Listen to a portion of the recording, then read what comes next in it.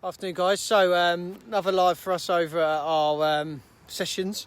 One of the questions this week, I'm just going to touch on it quickly, is improving the goal kick, okay, or just striking the ball as a goal kick. If we just look at it as just kicking the ball, okay, just striking the ball or clipping the ball, okay. So straight away, when we are practicing that, we want to make everything very achievable and increase the success rate when we are practicing kicking the ball, striking the ball or a goal kick. So running 50 yards and getting a goalkeeper to kick the ball, okay, is going to be extremely difficult.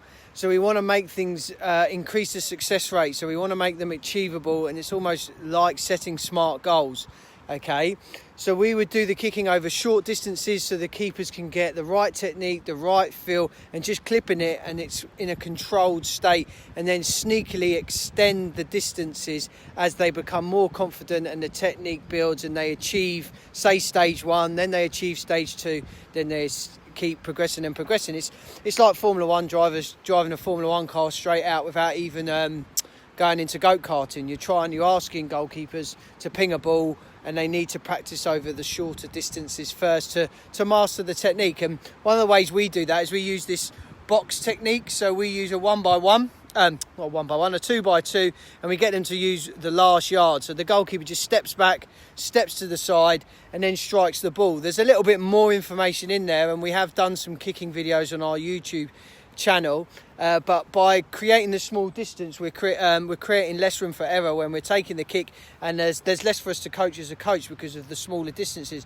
If we get the goalie to do a massive run up and try and kick it in a massive distance, there's going to be a lot of things in between them running and them kicking the ball that we've got to look at. If we can isolate the technique in a very small space like this, then we can really break down the technique and really help the goalkeeper, okay. And it's brilliant when you're striking into your friend's hands, like in our goalkeeping sessions, or you're striking at a goal, or you put your parent in goal and you just work that kicking the ball, okay. So we do have some of those videos on YouTube. Another little tip that I do with our goalkeepers is we buy a really light football, like a cheap football. So a good football that we've used is a Sonderco ball, okay, because they're very light and the goalkeeper has a lot less resistance against them when they're kicking the ball. So the success rate is going to increase when they kick that ball and they can get their technique right.